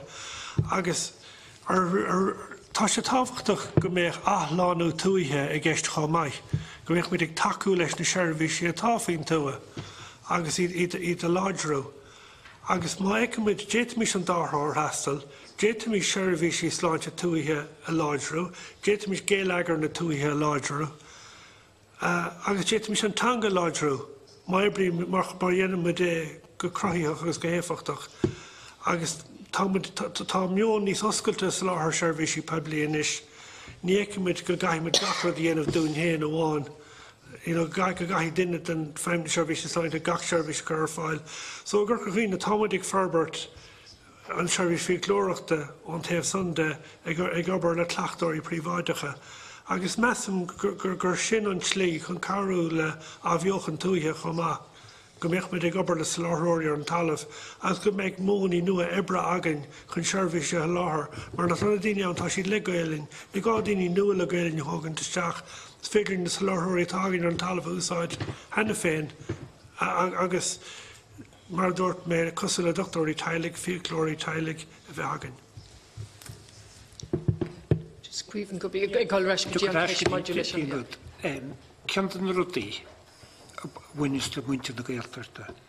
Nach féidir ahand nar hagann siad iste agus nar a chláiríonn siad go minic úsáid siad an legan béarla an aim. Nach féidir ahand go minic gur gaeilge na béarla. Má ag doras, what's that in English? Sin an ceiste bhain tú nar a hain tú go dtí an cúntar ó Moynihan. Oh, yeah, what's that in English? Sin an fág a bhíon anna chuid muintear na daoine go hagan isteach chláirithe leat a spéirle. An farag mar eolar a rís agus a rís eile cloise me éontang a bháil bhíonna gom leis le éon ospedéal ó Moynihan. Yeah, what's that in English?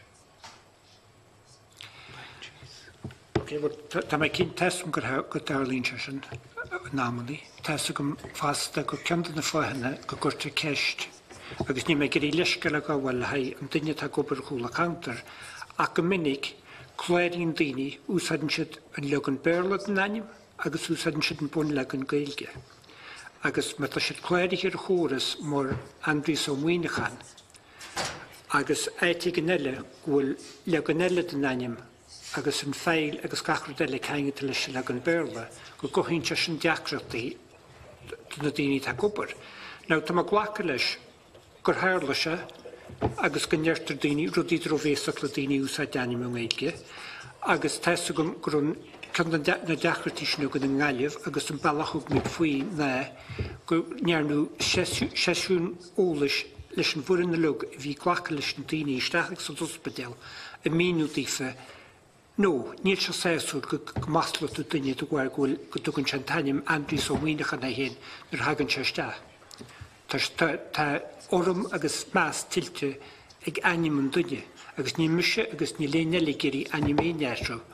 A tesum le go darlíonn se. Ná arás go dtíon rud chairlaí má de leis an éad maistrachas. Cym an deacratí na gehan daoine, agus tá mit i géirí daoine go mé na thugus daoine istethe chléirús an ospedéal, san éad maistrachas, cuirtar ceiste cin tan go baile dagad. Agus mér an duine Gaeilge, duine mi dírat cintiú, mar tá furin na Gaeilge i ngach buirde an ospedéal na Gaillimhe. An chuid is móta nám tá. Tá idir doctorí, nó banaltrí, nó cuaramóí ar fáil fud na héite. Agus duine mi dírat freastal ar an duine sin trí Gaeilge mas féidir.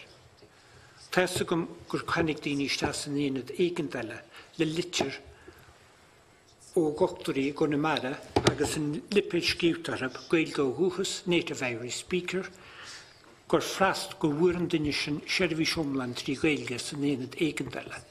Herla se am mháchéanú a bhain ar thuiseiste agus ní do bhhaig gur an aim an Gaeilge chorabach do bhhaig gur ó Jersey Mícheál Brandachai, agus dehan an altra gur as an Gaeltacht. So tarlíonn se sin tá furin ionach a gobar ag féimte services leinte. Tá anmheasta go chuid is mócha bar an Gaeilge, an drama tá gobar ar a talú, na doctorí, na banaltrí, na physiotherapy, chola gan eile, sinad an dramas táhairtaí agus tuigeann siad san do bhhair gúil siad a déile le cuara móthar, céanrad is táhairtaí agus gúil teanga an táhairteach sa phróise sin. Just a quick, just another type test of Wimshire, just tá afreitnia I gceist. So, I dús bar a dúirt tú go bhfuil sibh imón oibre san ospedéal chun na seirbhísí a ausú. agus lúthú an ospidil Moireachtas. Agus chuir mé ceistart, cén úr a hosfaí an próise seo, agus cén úr a bhaid sé críicnithe agus na ceacht fólama. Hosimid mi abran. Mi Aibram. Na bliana se caite, so tá masúle afrednú dhéanú ar a rís go lua dústí de ceartní. Just come leis just kind of bheith holir. Is rú dearfa ceise, agus chum fáilte rih, ag just chum agna a ceacht timpalir. Chuir tasa, no, chuir an aimimid ag sláinte, tús le prósis mi Aibram se caite san ospidil Moireachtas in Galia. Chun an Gaeilge ausú. Agus cuid den próise sin ón céad céim nuair a hagan orthlastea ba is ag an córas gur cantor dúchas agus go maiid seirbhís ar fáil trí Gaeilge. Sinne? So, cadtáir siúil a gibh se an sin chun é sinna chiantú agus cén uair a bhaid sé deimhní a go bhfuil sé ag obair agus ba sé mar isim lorda ospidil eile. Wardaí eile. San ospidil. Taken to just, yeah. Come on, take a stick at the to Brahar Gummy, Dini Lugate, the Tommy Geary just all of my the she with. Yeah. On not by all Kintugan Cadishartney. Okay. Kimmetin a two side exoclary and do it could Gaelge allow Jacob Saman.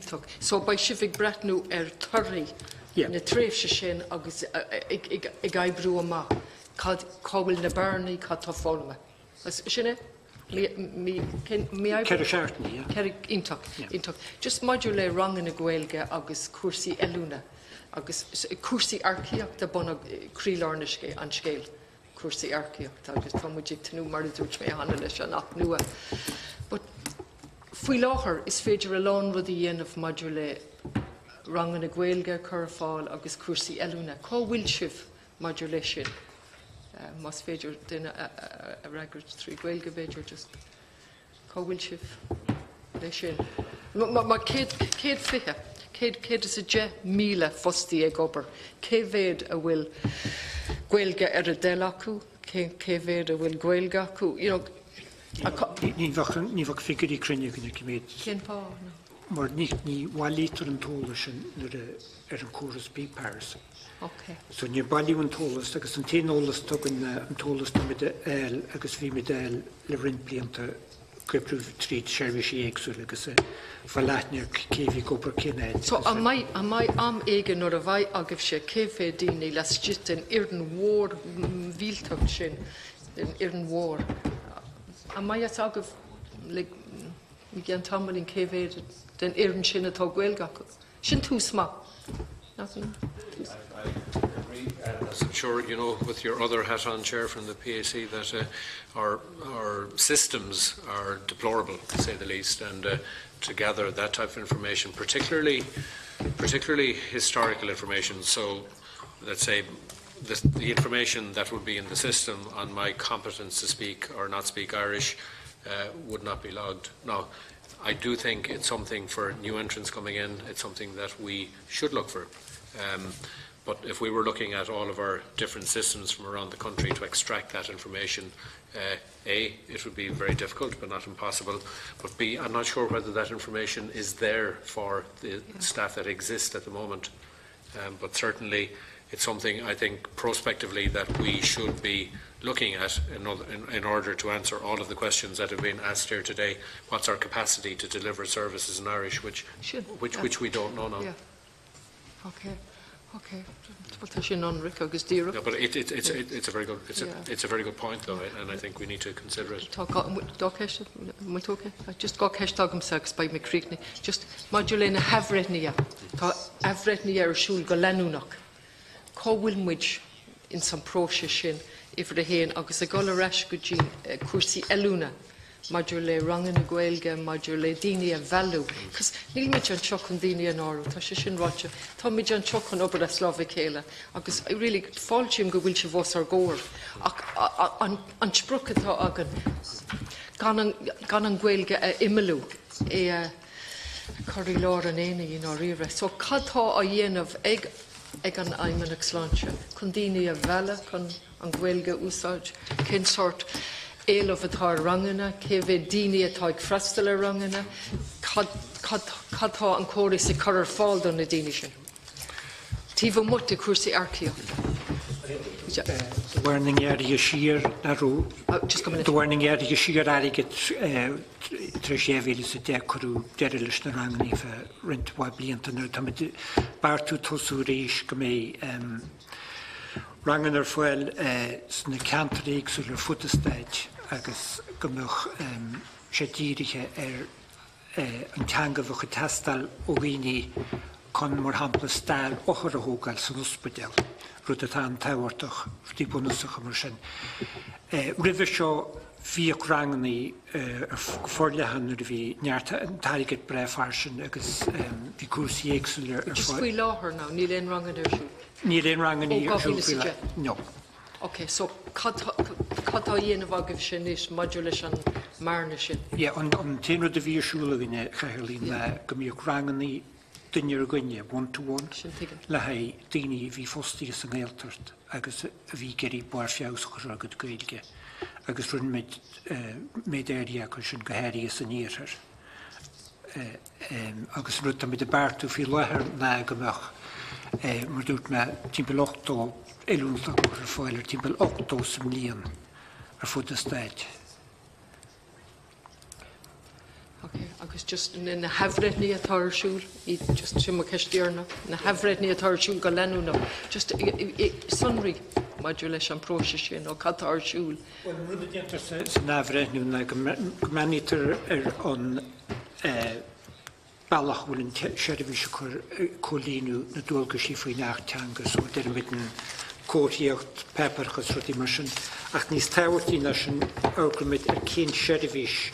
Horter foil 3 gaelge do ochor agus balli midolus medusa. So to hen genta. To hen genta to hen service. An flincha kancha. Flincha kancha. Agus just an réimse ólif the to balchi to balli agif modulena hok to hen avrenia. Well hannig med der hjulus rasum hiu der mit dini der mit on met forne vi an service for foil 3 gaelge met dini so voorbeelden wie punt uit de service 3 gaelge hier het had ik gestaan voorbeelden koers service jaar 3 gaelge agus onschen keerte wie tastelon en maar hampler ook koersie gaelge tastelon van nu een koersie hele fjousiger service. Agus an rau koersie gaelge tastel? Wie ja, dat is net uit goelen in de koersie gaelge. Cén uair a main na cuasaí gaeilge ar fáil? Wel, be de tosú tasúla go munar san nóir a réis ar cuasaí gaeilge. Peadar Moynihan agus rud ar fáil. Yeah. Okay. Ha mu tú críicní heachta?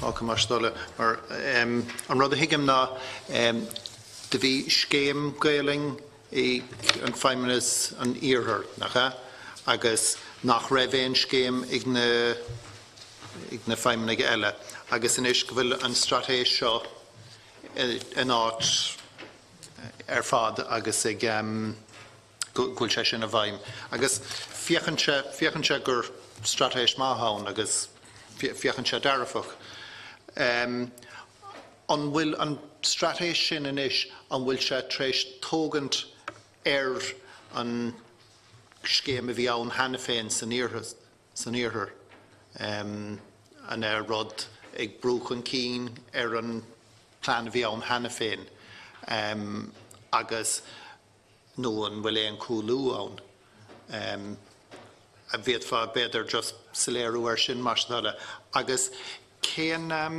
tang bháil bhí agaibh leis an pobl chun an stratéis nó seo a chur le chéile.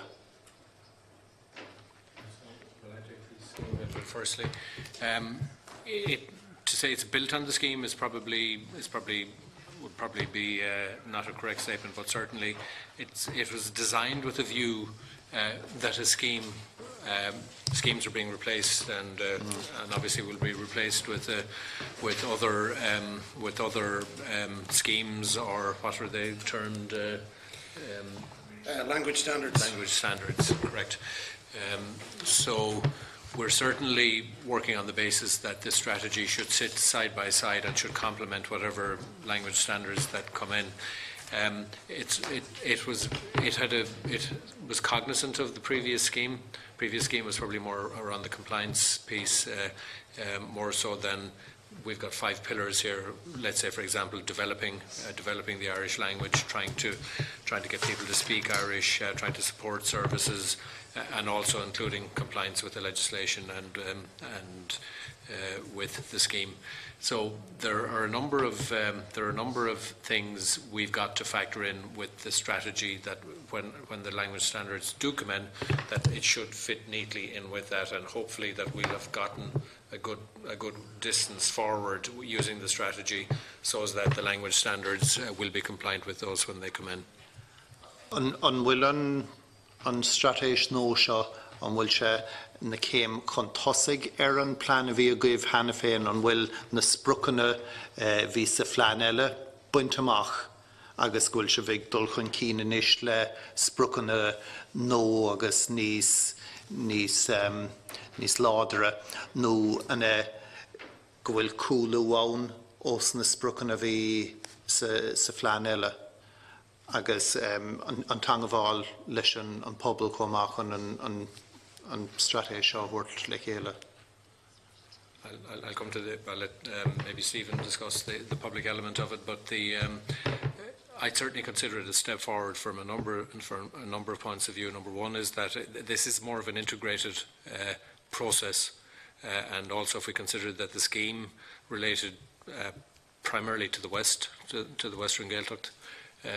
So what we're looking at here is joining up Gaeltachts around the country, and then beyond the Gaeltachts, to your earlier question, are we having a view to areas, Irish speakers beyond the Gaeltacht, and that's the purpose of the strategy. So I would certainly see it as a progressive step. Have we fulfilled everything in the scheme? Absolutely not, no. And to be honest with you there, it's difficult to do with the resources that we have, but certainly I think we've taken considerable steps through the scheme to arrive at where we've arrived with the services that we've discussed here today. But I think what has been lacking has been that integrated bit, and I'd hope that this strategy would do that. Is Mastrode nach bhfuil sprucanna a bhí sa sean scéim Narvan a bhar amach. An bhfuil na sprucanna ceanna sa phlean seo inis nó an bhfuil it curtha leataíomh agus cúlú, just chun cintú faoi sin gur rud dearfach agus ghuiil gach rud ag dul chun cín. Gwn éon asnamh a bhí nó éon rud nach raibh deis buint amach leis an sean phlean, ghuiil sé sin ghuiil sibh chun duling leit leis an is leis an phlean nó.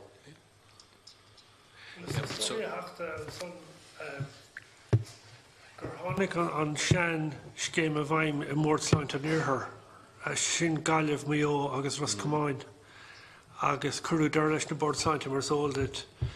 So tharla feibanna banúsacha le seo, mar bhí ahrú mór sa chóras fanistíocht, bhí lán daoine a bhí commitmentí le bheithe có fin scéim, fuair postaní nua, deir cuideachas an agriocht. Just bhí ahrú mór mílteach san agriocht ar a tháinig an feimne seirbhíse sláinte bhaim. Agus do bhain an scéim le bórtsláinte níorthair amháin, rud náir a bhean na hiile.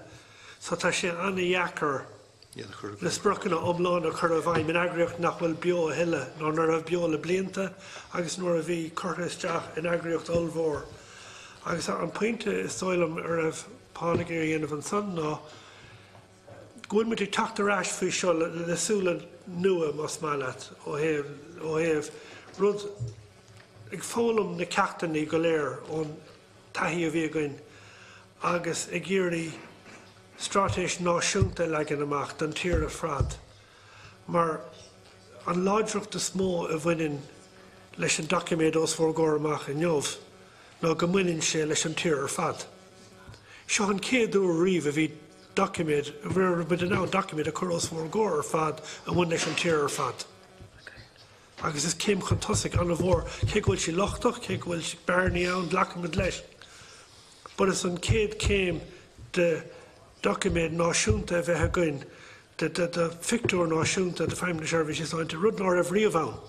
Agus measam héin gur céim contosig mór é sin mar a líad tá is an céad rid an rás agus támuid ag fálam, but measam héin éon document a clúdaíonn an tír go léir gur céim contosig láidir é sin. Can I just add to that as well, Deputy, which is that, just to answer your question directly, because I think it's important that I do that. You've asked, have we achieved all of the goals of the previous scheme? I think the broad thrust of the goals, yes, but there are specifics in that scheme, in that previous scheme, related to the West and probably to the rest of the country if it was applied, but it wasn't to the rest of the country. Specific elements of that, have we achieved all of that? I'm not going to sit here today and say we've achieved everything there. We probably haven't. But I think in terms of progression forward, I think the broad goals, as you describe them, I think certainly there were great steps taken in that direction. I think Quimeen has referenced where, for example, training ceased in 2009 because of the recession. Yeah, that was a huge blow, and we would have sat over a number of years discussing what we would have liked to have done between 2009 and 2016, and we didn't achieve a whole lot because the money wasn't there to do that. Certainly like to think this strategy moves us beyond that point now, where we can pick up those goals from that were in the scheme and more the integrated bit that Micheál has spoken about, and apply this to all of the Gaeltachts and then beyond. Moderation and tongue of all leis and pobl. As I say, we've just finalised this scheme, probably brought it forward by a couple of weeks because we were coming here today. So the scheme has to be launched officially. It's been approved by the leadership team. It's the first time that Bháis an pobl chun an plan a chur le chéile chun Orbert ní hé chun chur a bhaim ach nor bhí se bheith chur le chéile an plan seo. We had a working group of health service managers that are close to the community in the front line, and we consulted with those, and we used the research we did with Ipsos MRBI to inform us about the services that the people would like. Basically, this strategy reflects the fact that we have a national team now under one budget, and we looked at all the work that they were doing. We decided to target our resources to where they would have most impact. So this strategy is a result of all that work. Previously, our team were working to regional managers almost individually. So this is the first time we have a national team together under one manager, under one budget, led by Quimeen, reporting to myself and Paul, who's on the national HSE leadership team. So that's a big step forward. It means there's much more visibility for the language, and you know, we will get buy-in for what we're doing. The strategy has been approved at the highest level in the HSE, so we're at that starting point now. And we will engage with the public as we go on with this. But as we've said, I think a number of times here today, it's a first step in a process, and it's an advancement on the previous stage. There was an attempt in 2015 to do a new scheme, but that coincided with the introduction of the hospital groups and the community health organisations. So there's a big reorganisation of structures again. Now, at the moment, we have a stable system. A relatively stable system, and we have a plan for the next 5 years. We're working on an implementation plan at the moment, so there is a way forward and some concrete deliverables and steps to be followed. So that's our plan for the moment. An taide gur dhéann Ipsos MRBI de hon an raibh sé sin dírithe pobl na Gaeltachta nó an pobl a gotain fud na tíre nó pobl na Gaelinge. Cé ar bhí sibh The two native Irish language speakers in Galway, Donegal and Kerry. It was basically an advanced, an update of research that was done a number of years previously. So we didn't need to do all that research again, but we wanted to just do a check to make sure that our assumptions were correct before we wrote the strategy. So it guided us in terms of the way we wrote the strategy and the way we put it together. Bhí. Agus rinne cinnte gur ostumadíní le Gaelte lebnú an survision agus an survey runne mit die víle sa seart. Hinta. Dr. Griffin? Ja, gur míle magah agus bhhatlum críicnú nóta dearfach agus is intach go bhfuil stráta sean, so chum fáilte rís raibh sin, chum fáilte go bhfuil sé fuifa an level is íirde. Agus thula mé Stephen agrá ní rah sé ré ach fuair sibh cuarú an costa so sin bhí sé ré, so beidir go dúra muid cuardíomh teachtasteach tar rééis na cosca agus beidir baid plein gníomhíochta réite de bhhar cuara ní meach ag magah, but gur míle magah agus tá sé cáireachtún ach just rihanse le fuirdan comór sin céad agus a 10,000. Tá achhuiní déine an sin le Gaeilge agus muna bhfuil ólas agah se faoin na hacuiní sin. Tá sé testal go géir nach bhfuil agus ní bhéh sé ró dhechar labhairt le daoine ar an talamh agus ceiste cararthú an bhfuil Gaeilge agah an bhfuil sibh sásta teach chun cin leis an Gaeilge bhíon libh rangan na Gaeilge dhéanamh, because i ndearan na dála tá muid cant faoi cearta déine, cearta teanga agus cuasaí sláinte. Agus is cuid den féinúlacht an teanga, so ní le an gá le lécht ach tá gá le rud a dhéhans. Agus tá gála plein gníomhíochta go pránacht. So gur míle magad a Barbara, a Bhíhall, Paul, gur míle magad Stefan, agus Cuimín, agus tá Bríd an sin freisin, agus Carmel, agus beit an bhfuil duine fáca maithagam go leisceil má bhfuil. No. Mara, fáilte. Ja, fáilte ró. Agus Curmid dearra leis an cruinúig an puinte seo agus ba séisiún príomháide gagan ar feadhrúpla nóda agus gur míle magah.